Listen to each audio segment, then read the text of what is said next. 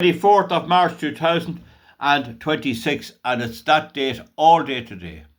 It's a wet day here in rural Ireland. Artemis to different. That's the spelling I got off the internet. I don't care what it is. Some old Greek god or something died thousands of years ago. Don't bother me about it. And I've dealt with this thing about the moon before, but this is current because the whole thesis, the whole trend of my channel is that I talk about the future. In the near future, then a few weeks pass and I can say there's the result. People don't seem to see that. Anyone can give you a horse race after it's run. It's a different thing to know the winner before it's run. Now, I saw the moon landings, the Apollo moon landings. There was huge tension between America and Russia, and there was a lot of reason to try and get men on the moon from a political point of view and military point of view.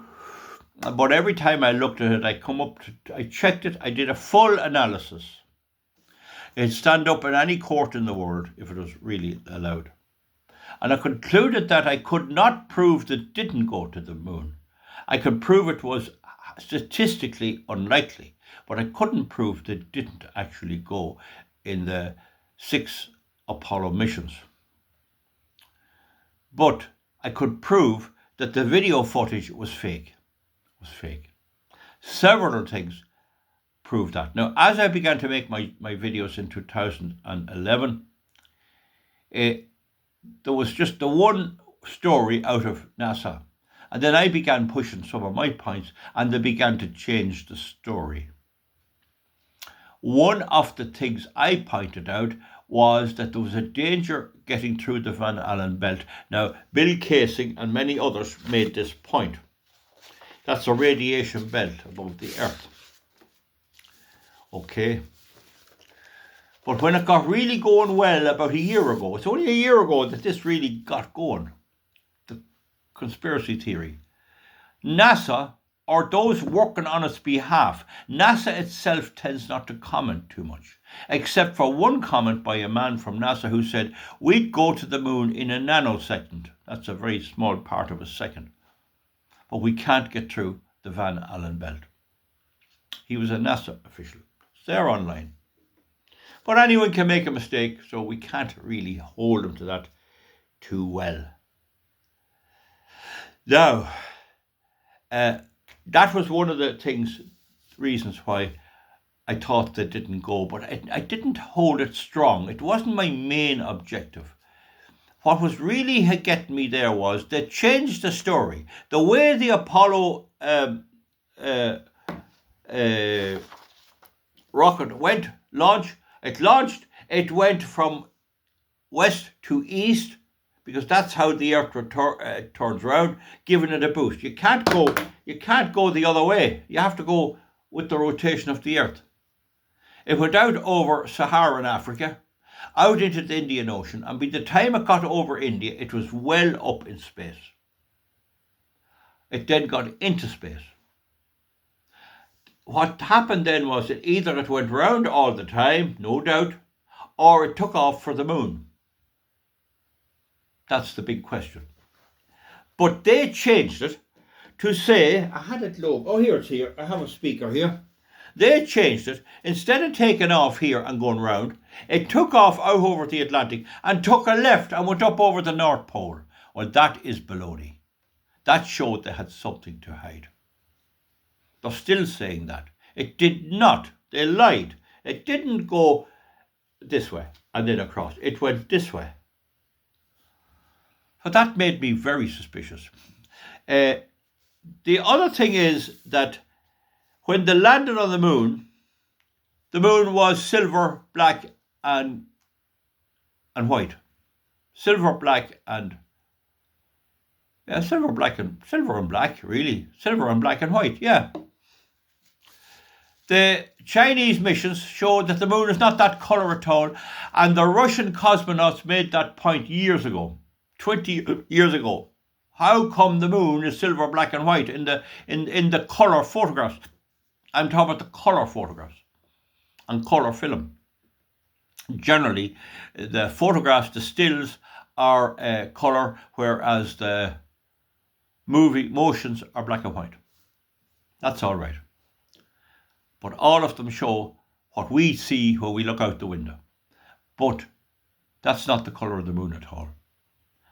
The colour of the moon is not that colour. It's a sort of a browny red. I have nothing really here. Here's a book on model engines. Those who say I get all my information off the internet, I have the full of 3 rooms of books on every subject. It's kind of that colour. The soil is. The rock aren't, and the hollows are still black and white, but there's that colour. If you don't see that colour in a colour moon picture, it's not genuine. That's the second thing made me wonder.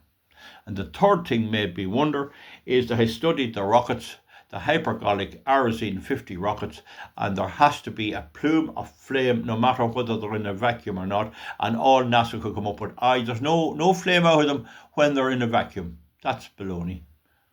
You can look up at the back of them, of the ascent vehicle in Apollo 15 and Apollo 17, and there's no flame. That's impossible. Now, it could be that they were faked. We don't know. So that's why Artemis is important. If Artemis, it has been cancelled so many times. And now it was Trump said we're going to the moon. They've come out there recently and said they'll not be going to the moon anytime soon. With men or women. But they are going with a manned mission to go around the moon. Up and around. And that will prove quite a bit. I'm not critical about that. It'll prove it can be done. Now, the James Webb telescope is, I think, the shield out in the front, the front of it with gold colour is, I think, it's 12 metres. Is it? Very wide, big dish. It's a million miles above the Earth. It's 4 times the distance to the moon above the Earth. And it wasn't up 5 weeks till it got hit with a wee piece of space dirt. 5 weeks. But it hasn't apparently been hit since, well, if you want to post on it and you have time.